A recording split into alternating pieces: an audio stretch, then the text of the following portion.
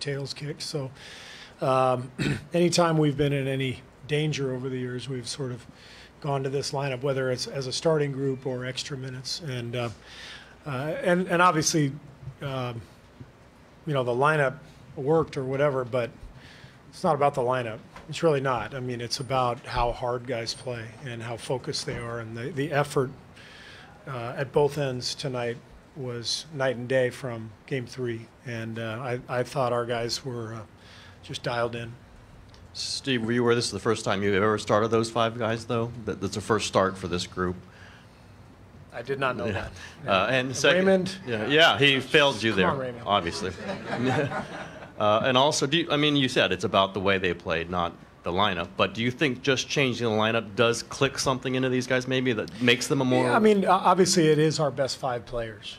So if you can get to your best 5 players, that's what you want to do. I didn't feel comfortable doing it last game. I wanted to continue to bring Steph back a little bit before we got it going, because a lot of the small lineup is based on the high screens with Steph, and I wanted to see him a little bit more. I thought tonight he made a breakthrough conditioning-wise, and he was moving much better than he was in game 3. But you're on the road, you're threatened. You put your best 5 guys out there, and they start like that. It sets a great tone. You touched on this before, just on Draymond Green's restraint this postseason. Obviously, his restraint. Obviously, he picked up his first technical tonight. Can you talk about maybe how well he's towed that line and not picked up? Yeah, Draymond has been phenomenal the whole playoff run. I guess we've played nine games now, and he's just bringing it every single night. The intensity. The defensive acumen, the effort, and then he's more experienced than he was a few years ago, and he knows how to toe that line, and he's done a really good job with that.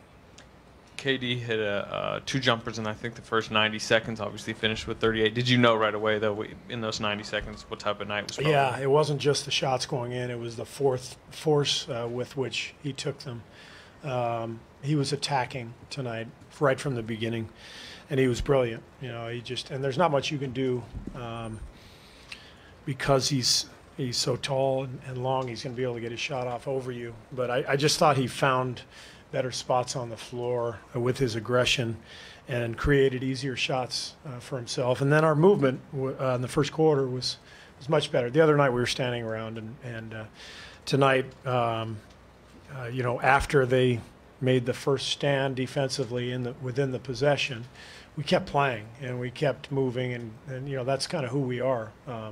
Multiple playmakers, move the ball on, let the next guy make a play. Don't force anything. I think we only had 1 turnover in the first quarter, so just set a great tone. Steve, right here.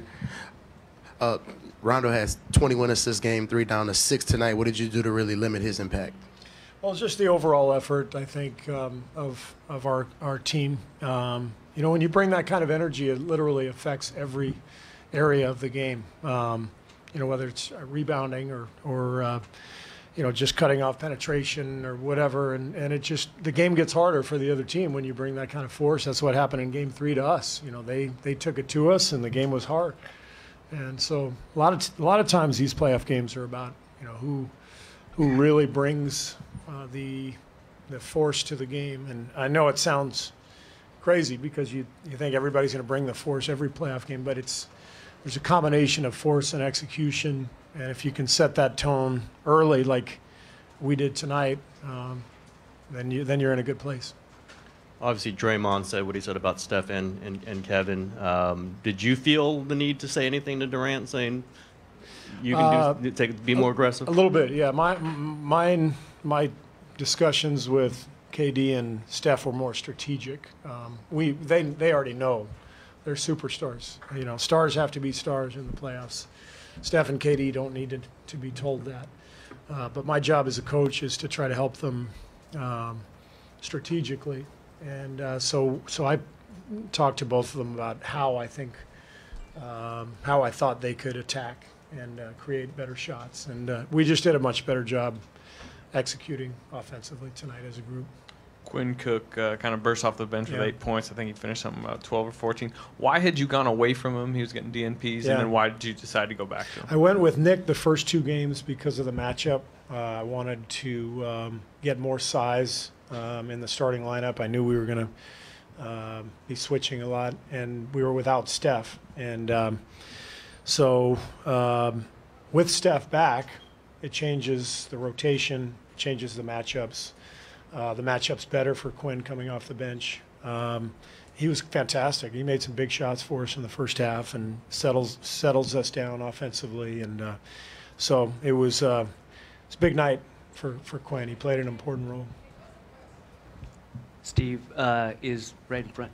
Part of your confidence in the Hamptons 5 as a starting unit, based on Andre and his adaptability, hasn't started a ton for you the last 2 years, but you feel like you can plug him in anywhere? I still am amused that we just matter-of-factly call them the Hamptons 5. I know that's Tim.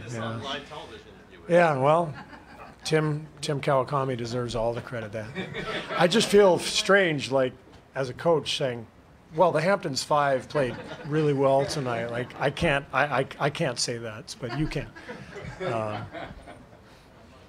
Andre, the beauty of Andre, and Andre's not going to get a lot of ink tonight. You know, everyone's going to go, well, see, he was 2 for 7, and he had 6 points, and whatever, and everybody's going to write about KD's 38, as they should.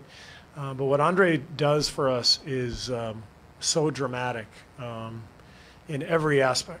He takes care of the ball. He had 6 assists and no turnovers. He guards one of the most dangerous people on the floor night after night. He settles us down. You know, a lot of the spectacular plays that you'll see us make during the season will come when Andre's flying down the floor and he just makes like a John Wooden jump stop and waits till everything happens, and then he swings the ball. And then somebody else throws this wild lob, but the only reason it works is because Andre sees the floor and sets it all up. He's one of the most fundamentally sound players I've ever seen in my life.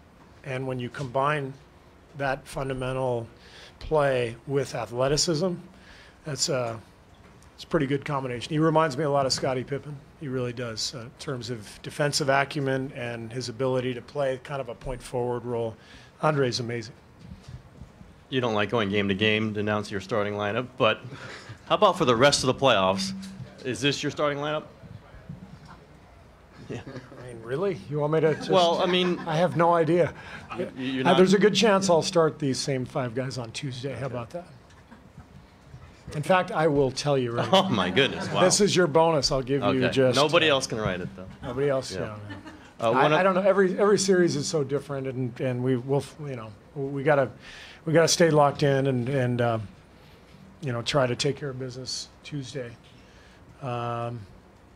Save a trip to the Central Time Zone and get ready for the next series if we're lucky enough to do that. So we got to lock in, but yeah, I'll start these guys next game too. It's Steve, this being game 3 for Steph, how did you see his energy level kind of play out? I thought today? Steph turned a corner tonight. I thought conditioning-wise, where I really saw it was at the defensive end. I thought he was moving really well defensively. He was anticipating things and getting over screens. And then I left him out for a couple more minutes at the end when the game was decided, just to get him a couple more shots, and because you could see his shot is right there, but he's not quite there, but he's getting into rhythm. You can see him rounding into form, and it's good to see.